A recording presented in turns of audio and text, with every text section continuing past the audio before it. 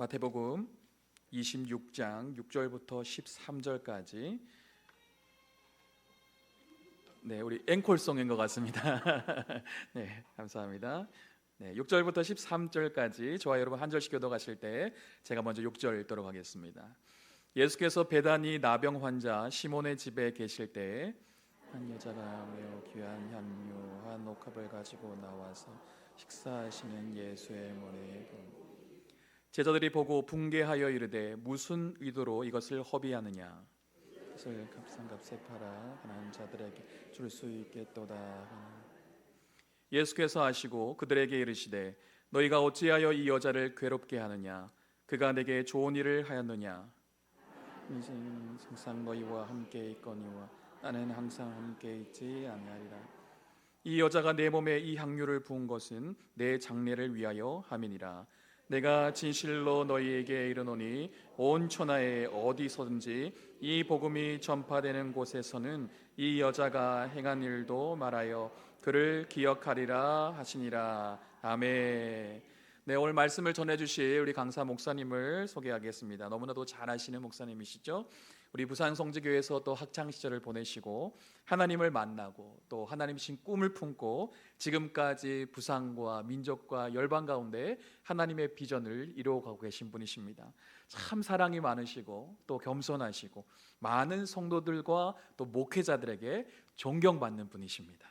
네, 이삭교회 원로 목사님이시면서 또 우리 교회의 자랑이신 우리 정기선 목사님 나오셔서 사랑과 헌신이란 제목으로 말씀 전해줄 때 큰 은혜 받으시기 바랍니다. 우리 목사님 나오실 때 우리 큰 박수로 한번 환영해 주시겠습니다.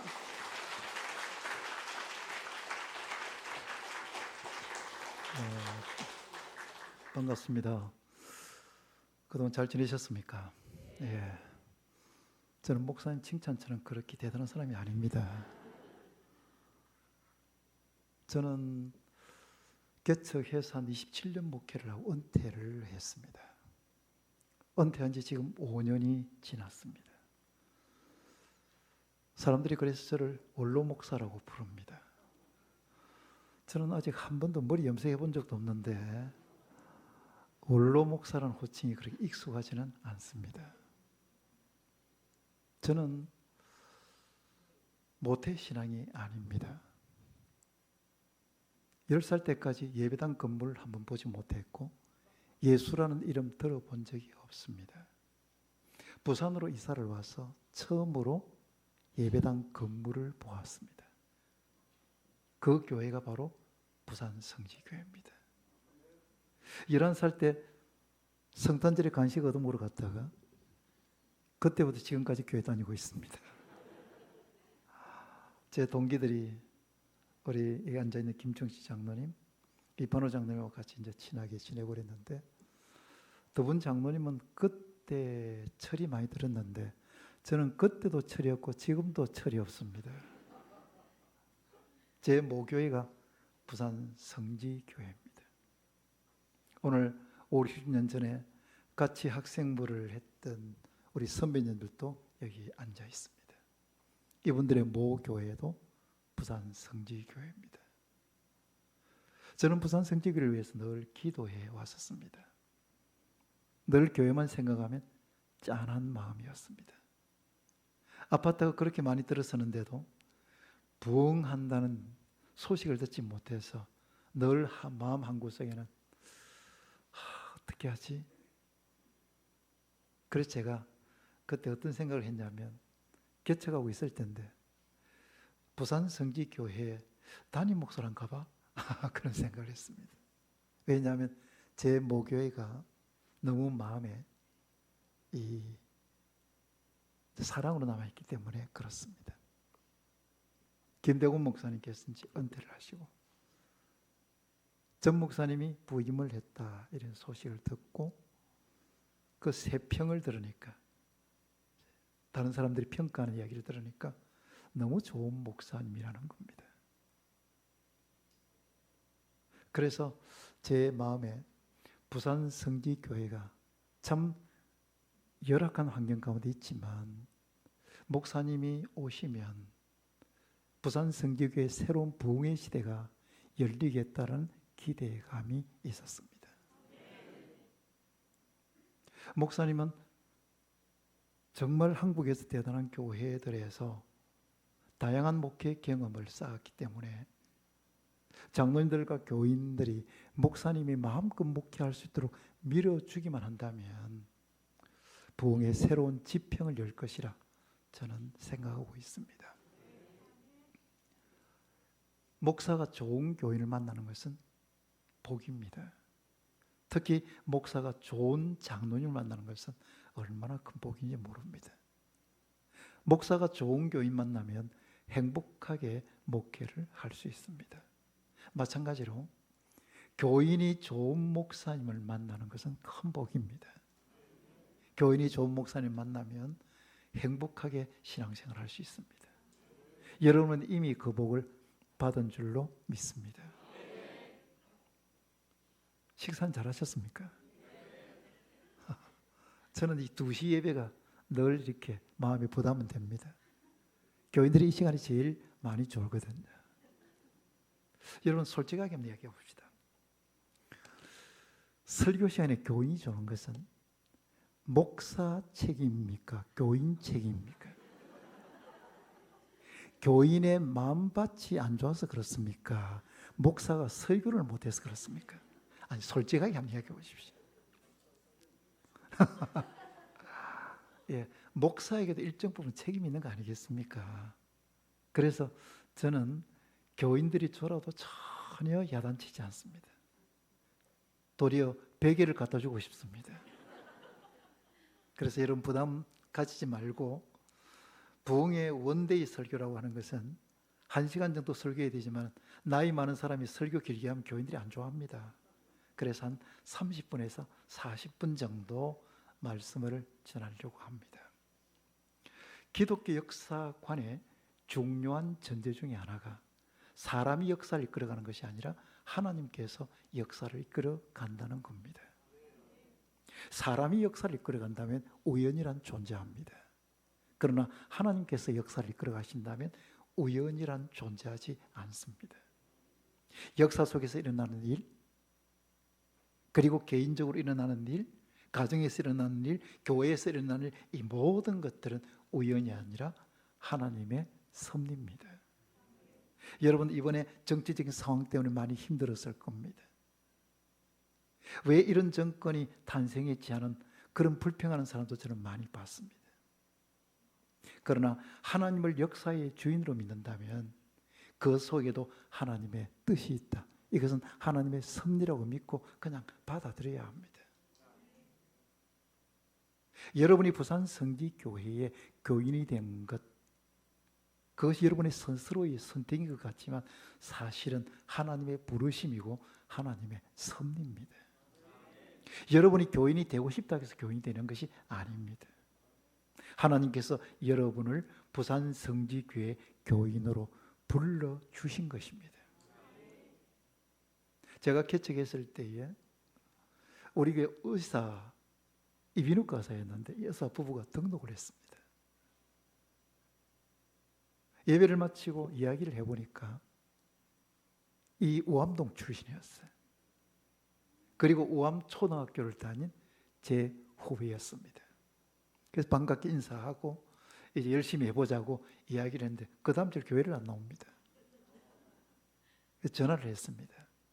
부인 집사님이 전화를 받는데 목사님 저는 저희 부부는 이사교회 안 나가기로 했습니다. 그런데 후배가 그렇게 이야기하니까 자존심도 상하고 이유도 물어보지 못하고 전화를 끊었습니다. 그런데 몇 개월이 지나서야 그 이유를 알게 되었습니다. 여러분 이 오암동이 다른 이름으로 뭐라고 하는지 아십니까? 적기입니다. 적기. 적기는 과거에 술집도 많았고 깡패들도 많았습니다. 그런데 적기 출신 목사라고 그러니까 적기 출신 목사가 뭘 희망이 있겠노? 기대할 것이 없다고 생각을 했던 것입니다.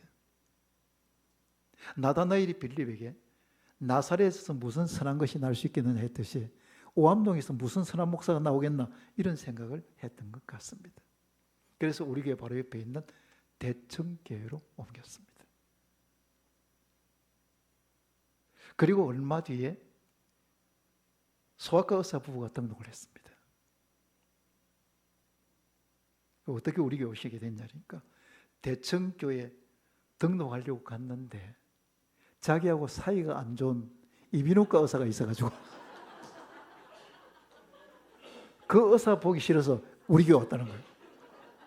그 이비인후과 의사가 우암초등학교 출신 바로 그 의사였어요. 그때 제가 어린 생각을 했어요. 이거 교회 교인이 되는 것은 자기가 원한다고 되는 것이 아니구나. 이거는 하나님의 섭니다. 하나님의 부르심이다라는 확신이 들었습니다. 이야기 하나 더 해도 되겠습니까? 이 남부에 살다가 우리 동네로 이사를 온 사람이 있었습니다. 그 사람이 대청교회, 우리 교회에서 1km 정도 떨어져 있는데 그 대청교회를 한 달 동안 예배에 참석을 했습니다. 그리고 다음 주일을 등록하겠다고 마음먹고 주일 아침에 차를 기다리고 있었습니다. 차가 왔길래 차를 타고 왔는데 보니까 이사교회였습니다. 대청교회 차를 타야 되는데 대청교회 차인 줄 알고 왔는데 거기 이사교회 차였습니다. 이분이 대청교회로 가려고 하니까 거리가 1km 정도 떨어지니까 걸어가면 예배 시간을 맞출 수가 없었어요. 그래서 이번 주일은 이사교회에서 예배를 드리고 다음 주일 대청교회 가서 등록하겠다 생각을 먹었는데 예배 마치고 나서 우리 교회 등록했습니다. 여러분, 우리 교회가 대청교회보다 더 좋은 교회라는 뜻이 아닙니다. 한 교회의 교인이 되는 것은 본인 스스로가 선택해서 되는 것이 아니라 하나님의 부르심이고 하나님의 섭리라는 이야기입니다. 그래서 여러분이 부산 성지교회 교인 된 것, 이거 굉장히 긍지를 가져야 합니다. 하나님이 부르셨다. 오늘 본문은 예수님께서 베다니에서 있었던 그 하나의 사건을 이야기하고 있는 내용입니다. 저는 본문을 살펴보면서 말씀이 주는 교훈을 여러분과 함께 나누고 싶습니다. 그래서 주보에 나와 있는 대로 사랑과 헌신하는 제목으로 오늘 메시지를 전하고자 합니다. 6절을 함께 읽어보겠습니다. 다 같이 읽어볼까요? 예수께서 베다니 나병 환자 시몬의 집에 계실 때에, 예수님께서 베다니 나병 환자 시몬의 집에 계실 때에 이렇게 이야기했습니다. 그때 당시에 나병은 문둥병인데 나병 환자가 집에 있을 수가 없습니다. 그렇다면 이 시몬은 나병 환자였는데 예수님으로부터 고침을 받았었다, 이렇게 추측합니다. 이 시몬이 예수님을 초청해서 잔치를 베풀었는데 그 자리에 예수님께서 사랑하셨던 마르다, 마리아, 나사로 3남매가 있었습니다. 계속해서 7절입니다. 함께 읽어볼까요? 한 여자가 매우 귀한 향료 한 옥합을 가지고 나와서 식사하시는 예수의 머리에 부으니, 한 여자가 매우 귀한 향유를 가져와 가지고 예수님의 머리에 부었습니다. 요한복음 12장에서는 이 여자의 이름을 마리아라고 했습니다. 마리아가 예수님의 머리에 향유를 부었습니다. 이 향유는 이스라엘 땅에서 유통되던 향유 중에서 가장 비싼 값으로 거래되는 나드 향유였습니다. 요한복음 12장에서는 이 향유의 가격을 300데나리온이라고 했습니다. 이 돈은 엄청난 돈입니다. 왜냐하면 그 당시 하루 품삯이 1데나리온이기 때문입니다. 지금의 화폐 가치와 그때의 화폐 가치를 그대로 비교할 수는 없지만 우리가 하루 품삯을 10만 원으로 잡는다면 이 향유 가격은 3천만 원이라는 이야기입니다. 엄청나게 비싼 향유를 마리아가 예수님의 머리에 부었습니다. 그렇다면 마리아가 왜 예수님의 머리에 향유를 부었을까요? 12절을 함께 읽어보겠습니다. 다 같이 읽어볼까요? 이 여자가 내 몸에 이 향유를 부은 것은 내 장례를 위하여 함이니라. 이 여자가 내 몸에 이 향유를 부은 것은 내 장례를 위하여 함이다 라고 했습니다. 유대인들은 사람이 죽으면 세마포 옷을 입히고 세마포 사이사이에 가루로 된 향품을 넣습니다. 마리아는 예수님의 죽음이 가까웠다는 사실을 알고 예수님의 장례를 미리 준비하는 뜻으로 예수님의 머리에 향유를 부었습니다. 예수님께서 제자들에게 너희는 나를 누구라고 하느냐 이러니까 베드로가 주는 그리스도시요 살아계신 하나님의 아들이라고 하는 위대한 신앙 고백을 합니다. 그때부터 예수님께서 내가 죽을 것이다, 그리고 내가 부활할 것이다 라고 본격적으로 예수님의 고난과 죽음과 부활에 대한 이야기를 하셨습니다. 그런데 제자들은 관심이 없었습니다. 그러나 마리아는 예수님의 말씀을 들었고 그 예수님의 말씀을 믿었습니다. 예수님의 죽음이 가까웠구나. 그래서 향유를, 자기가 가지고 있던 가장 비싼 향유를 예수님의 머리에 부은 겁니다. 어떤 사람은 마리아를 종교 중독자라고 부릅니다. 그렇게 비싼 향유를 예수님의 머리에 붓는 걸 보니까 종교 중독자야 라고 말합니다. 종교 중독자는 사이비 종파와 이단 종파에 빠진 사람들이 대부분 종교 중독자입니다. 그들은 교주가 죽으라면 죽습니다. 여자들은 교주가 몸을 내놓으면 몸도 내놓습니다. 재산도 다 내놓습니다. 그들은 예수님을 사랑하는 것이 아니라 예수님 이름을 빙자하고 있는 사이비 이단 교주를 사랑하는 것입니다. 제가 아는 교인이 서울에 사는데 한 번 그 집을 방문을 했습니다. 집을 방문했더니 거실에 자기 교회 목사님 사진을 걸어놓았어요. 제가 무슨 사진이냐 그랬더니 자기 교회 목사님 사진이라는 겁니다. 교인들이 다 자기 교회 목사님을 존경하기 때문에 거실에다가 다 목사님 사진을 걸어 놓았다고 합니다. 혹시 여러분 중에 정영삼 목사님 사진 걸어 놓은 분 있습니까? 나중에 이 교회는 이단으로 규정되었습니다. 예수님은 사람들을 미혹해 해서 자신의 욕심을 채우는 사이비 이단 교주가 아닙니다. 예수님은 인류의 구원자입니다. 마리아는 생각할 때 자기를 구원해 주신 그 예수님의 사랑을 도저히 그냥 있을 수 없는 거였습니다. 그래서 자기가 가지고 있는 가장 값비싼 것을 드렸던 거죠.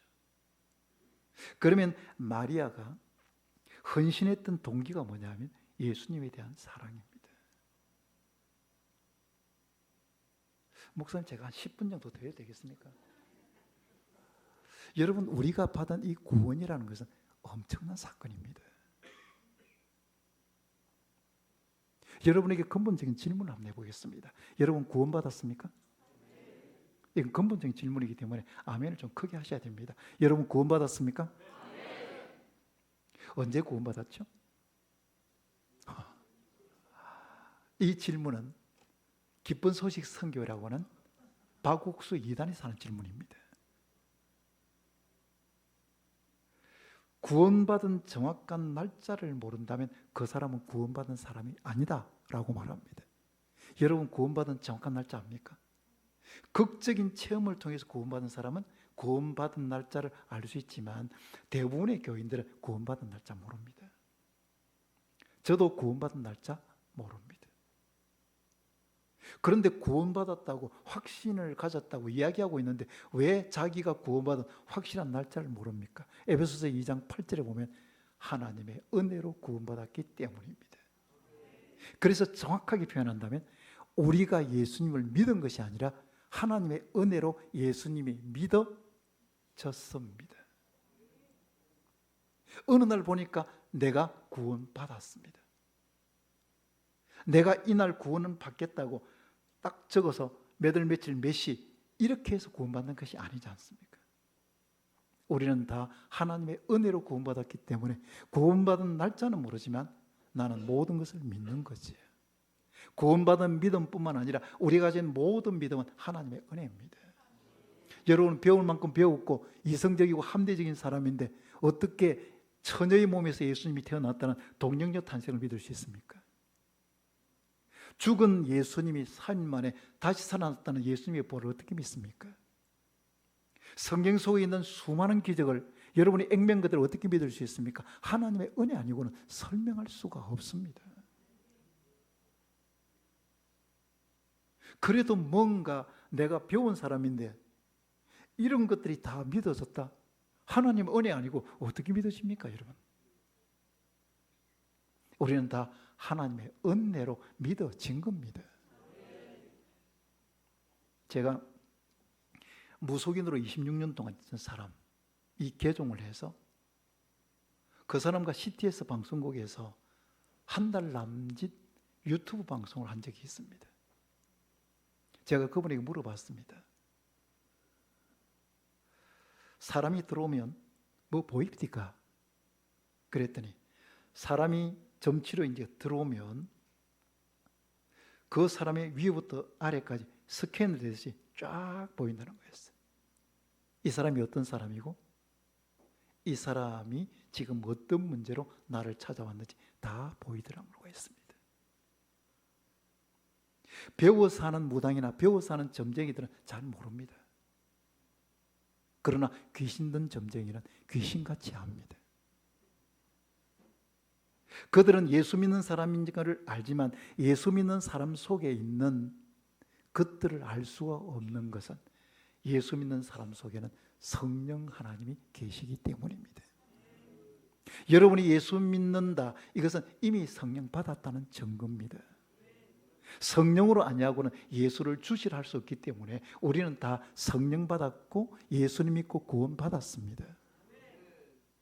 그런데 만일에 장난으로라도 용하다는 점쟁이가 갔는데 점쟁이가 동쪽으로 가지 말고 물을 조심해라 이런 점괘가 나왔다.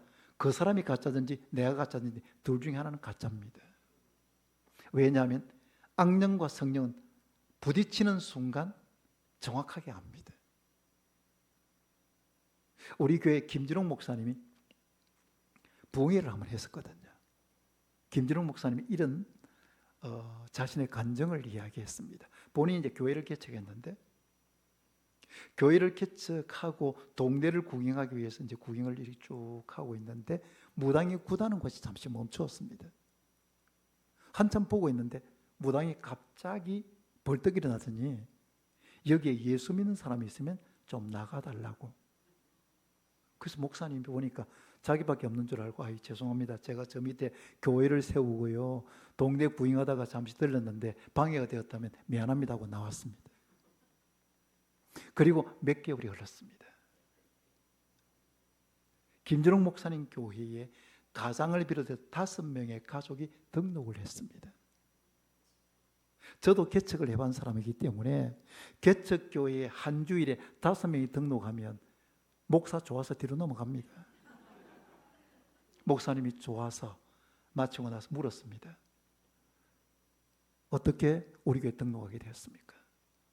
그랬더니 그 사람이 하는 이야기가 집에 하도 우환이 많아서 구슬을 하러 구들을 해보려고 무당을 찾아갔더니 무당이 하는 말이 당신 집의 우환은 구슬해야 될 우환이 아니라 교회 가야 될 우환이 가더라고요. 그리고 교회도 저 밑에 저 교회 가라 하더라는 거예요. 그리고 이제 몇 달이 지났습니다. 목사님이 길을 가는데 무당하고 만났습니다. 여러분 목사하고 무당하고 만나면 별로 할 말이 없습니다.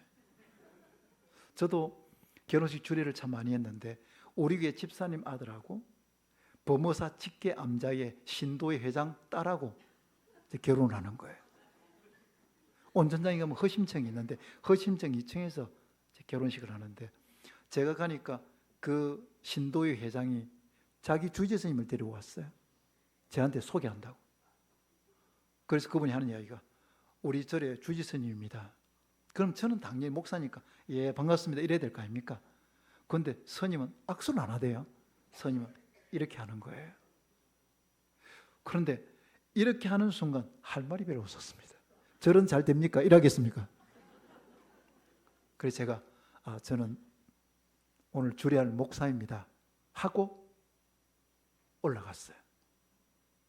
목사하고 스님하고 만나도 이런데 목사하고 무당하고 만나면 더 입장이 곤란합니다. 그래서 목사님이 지난번에 사람 보내준 게 생각나가지고 지난번에 사람 보내줘서 감사합니다 인사했습니다. 그러니 그 무당이 하는 이야기가 같은 업에 종사하는 사람끼리 서로 도와가며 살아야 되지 않겠습니까? 그러더라는 거예요. 이거는 별로 중요하지 않습니다. 그 뒷말이 중요합니다. 나도 예수신이 가장 큰 줄 압니다. 언젠가는 이거 접고 교회 갈 겁니다 하더라는 거예요. 제가 지금 왜 이야기를 하냐면 우리가 받은 구원은 이거 엄청난 사건입니다. 구원이 그냥 가볍게 여기고 뭐 조금 힘들면 아이고 예수 믿어도 소용없네 이런 게 아닙니다. 여러분, 우리가 구원받으면 우리는 천국 백성 될 뿐만 아니라 귀신도 알아주는 사람이 되는 거예요. 왜? 우리 속에는 누가 계시기 때문에? 성령 하나님이 계시기 때문입니다. 우리 속에는 성령이 계시는 거예요. 마리아가 예수님부터 받은 구원의 사랑이 너무 감사하니까 자기가 가지고 있는 그 비싼 향유를 드리면서도 전혀 아까워하지 않았습니다. 여러분, 남편이 아내를 위해서 돈을 쓰는 것 그리고 시간 내는 것 아까워하지 않는 이유는 아내를 사랑하기 때문입니다. 만일에 아내를 위해서 시간 내는 것, 돈 쓰는 것을 아까워한다고 한다면 돈이 없어서가 아니라 시간이 없어서가 아니라 아내에 대한 사랑이 식었기 때문입니다.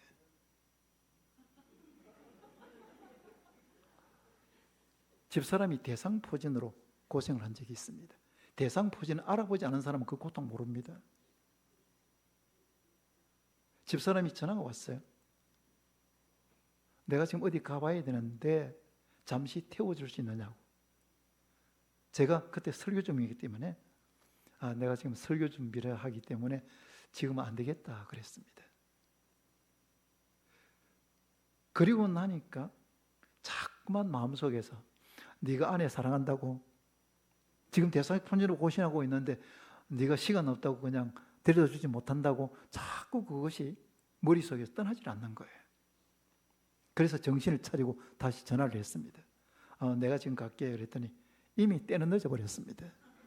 딸하고 지금 가고 있는 중이었어요. 점수 다 잃었습니다. 여러분, 우리가 예수님께서 우리를 위해서 십자가에 돌아가신 구원의 은혜를 생각하면 우리의 시간과 물질과 재능과 건강을 드리는 거 이거 아까워하면 안 됩니다. 우리가 하나님의 교회를 위해서 헌신하는 동기가 뭐냐면 예수님이 우리를 위해서 십자가에 달려 돌아가신 그 큰 사랑과 그 큰 은혜이 우리가 우리의 마음속에 그 은혜를 간직하고 있기 때문에 헌신이 아깝지 않은 거예요.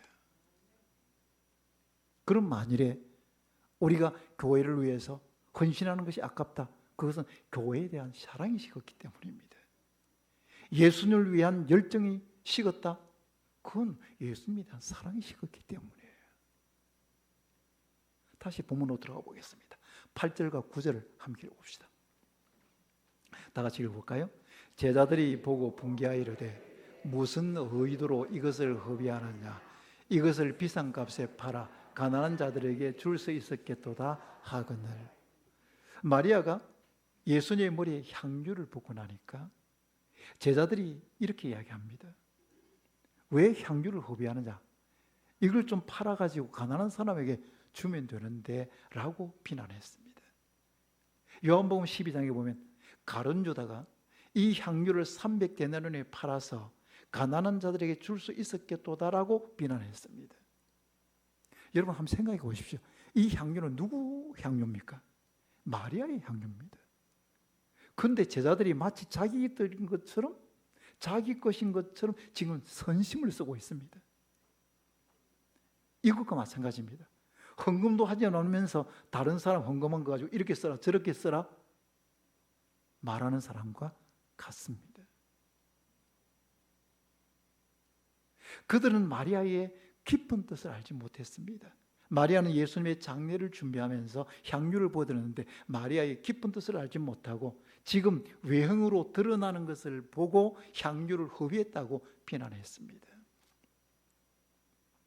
여러분, 교회에 일어나는 문제는 대부분 말에서 시작됩니다. 사람을 비난하는 말, 잘 알지도 못하면서 오해해서 그 사람을 야단치는 그런 정죄의 말들, 그런 것들 때문에 교회에 문제가 일어납니다. 그래서 교인들은 교회를 섬길 때 말을 은혜롭게 하는 습관을 가져야 합니다. 다른 사람에 대해서 말할 때 좋게 말하는 습관을 가져야 합니다. 내 말을 통해서 사람들이 상처받는다 그러면 안 해야 됩니다. 제가 제일 교인들이 이야기할 때 힘든 게 뭐냐면 이렇게 이야기합니다. 내가 없는 말 했나?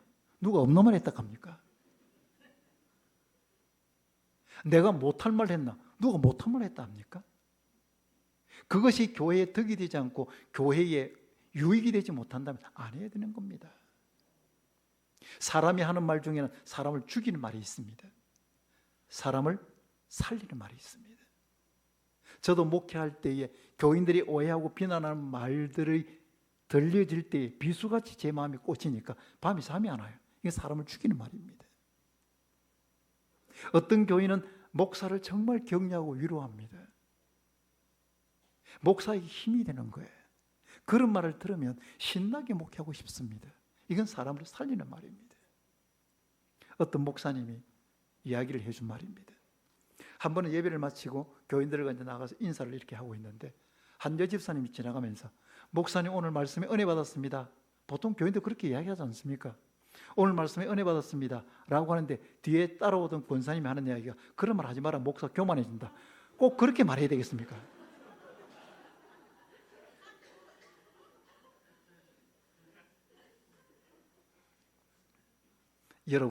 여러분이 가정에서 하는 말들이 가족들을 희망을 주는 말입니까? 절망을 주는 말입니까? 특별히 여러분의 자녀들이 여러분이 하는 말을 듣고 힘을 얻습니까? 아니면 포기합니까?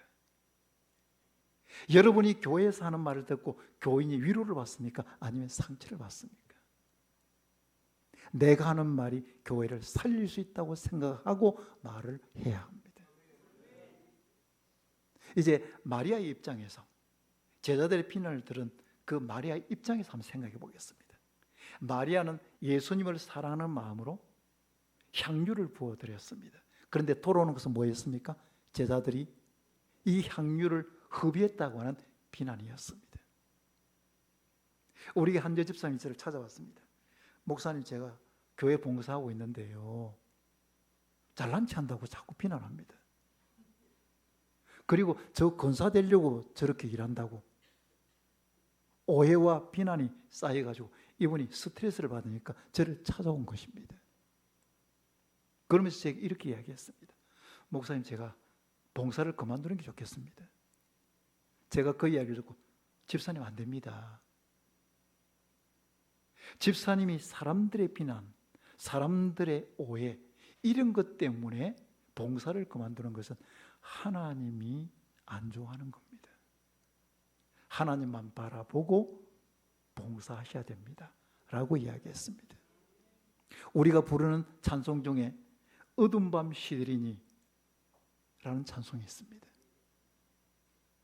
이 찬송의 내용은 뭐냐면 우리에게는 언젠가는 일할 수 없는 어두운 밤이 온다. 일할 수 있을 때 열심히 일하자는 겁니다. 여러분, 우리에게는 언젠가는 일할 수 없는 밤이 옵니다. 병이 들든지 혹은 고난의 가장 밑바닥에서 더 이상 하고 싶어도 할 수 없을 때, 심지어 죽음이 왔을 때는 하고 싶어도 하지 못하는 거예요. 그때 후회합니다. 내가 그때 시간이 있었는데, 신앙생활 잘할 수 있었는데, 내 그때 건강했는데, 내 봉사 많이 할 수 있었는데, 내 그때 돈 많았는데, 하나님의 교회를 위해서 아낌없이 내가 좀 쏟아부을 수 있었는데 라고 후회합니다. 부산대학병원에 있는 그 아미동에 교회가 하나 있어요. 그 교회 집사님이 고신대학병원에 입원을 했습니다. 목사님이 병문안을 갔더니 문이 열리니까 그 집사님이 첫 말이 뭔지 아십니까? 목사님 봉사하겠습니다. 보통 우리가 병실에 가면 이 목사님 오셨습니까? 목사님 뭐 바쁘신데 오십니까? 이렇게 하는 거 아닙니까? 그런데 그 집사님의 첫 말은 목사님 봉사하겠습니다. 병실에 딱 눕는 순간에 어떤 생각이 드느냐 하면 내가 봉사라고 했을 때 봉사하지 않았다는 그 마음이 이 죄책감으로 막 오는 거예요.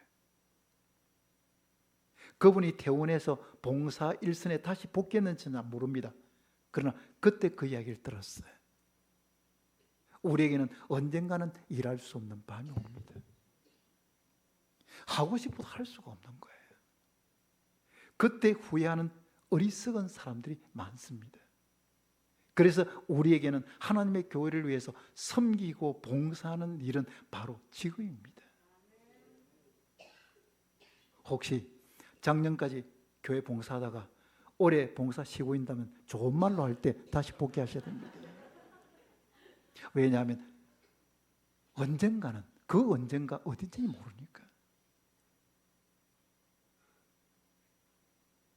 하고 싶어도 할 수 없는, 일할 수 없는 밤이 올 때 후회하는 사람이 되지 말고, 여러분이 하나님의 교회를 사랑한다면 하나님의 교회를 위해서 여러분의 시간과 물질과 재능과 건강을 아낌없이 쏟아부을 수 있기를 바랍니다. 말씀을 맺겠습니다. 고린도전서 15장 10절을 함께 읽어보십시다. 다 같이 읽어볼까요? 그러나 내가 나 된 것은 하나님의 은혜로 된 것이니 내게 주신 그의 은혜가 헛되지 아니하여 내가 모든 사도보다 더 많이 수고하였으나 내가 한 것이 아니요 오직 나와 함께 하신 하나님의 은혜로라. 내가 나 된 것은 하나님의 은혜다. 이것이 옛날 성경은 나의 나 된 것은 하나님의 은혜라고 했습니다. 여러분, 지금까지 우리가 살아오면서 돌아보니까 다 하나님의 은혜 아닙니까? 지금도 하나님의 은혜로 살고 있고 앞으로 하나님의 은혜로 살 것입니다. 그래서 바울은 이렇게 고백하고 있습니다. 나의 나 된 것은 하나님의 은혜다. 이것은 바울 사도만의 고백이 아니라 우리 모두의 고백인 줄로 믿습니다. 이야기 하나만 하고 마치겠습니다. 우리 교회 집사님이 택시 기사를 했습니다. 어느 날 사하구에서 새벽 1시에 사고가 나서 고신대학병원에 입원을 했고 한 달 만에 세상을 떴습니다. 제가 교통사고 났다는 소식을 듣고 급히 병원에 갔습니다. 가니 가족들은 없고 그냥 집사님만 누워있는데 의식이 없었어요. 그러니까 몸이 상한 곳, 이게 상하지 않은 곳이 하나도 없으니까 다 붕대로 감았습니다. 그리고 콧줄로 음식을 넣고 있었어요. 제가 기도하고 나왔습니다.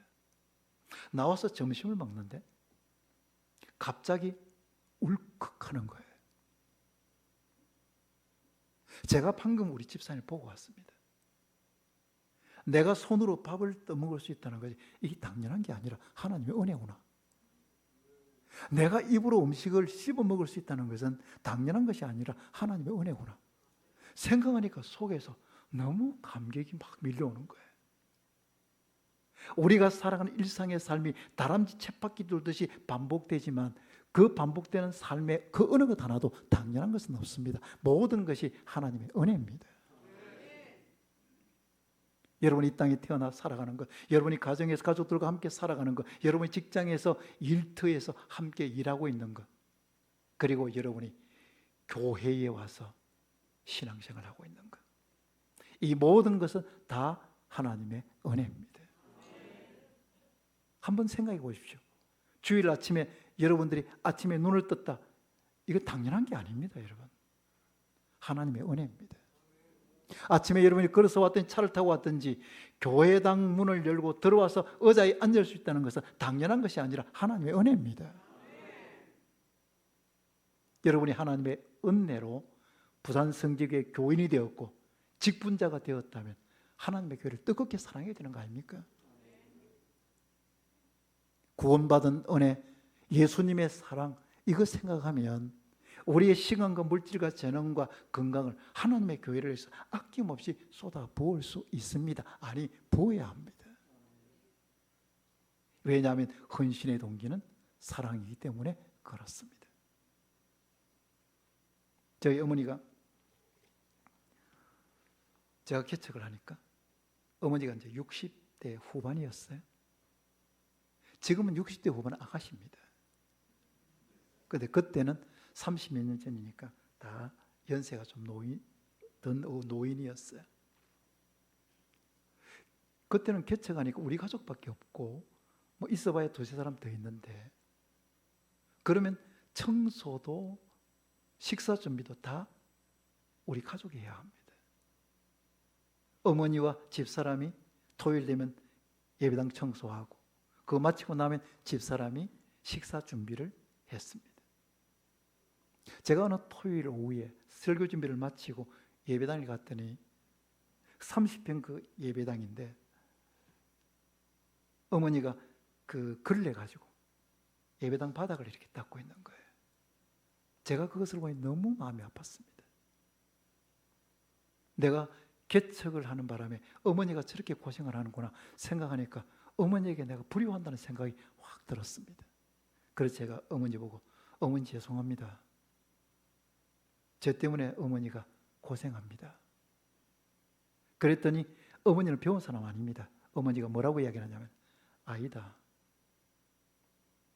나는 예수님의 얼굴을 닦는다고 생각한다. 눈물이 픽 돌았습니다. 교회를 사랑하는 어머니가 계시는구나. 이 생각하니까 그렇게 마음이 아플 수가 없었어요.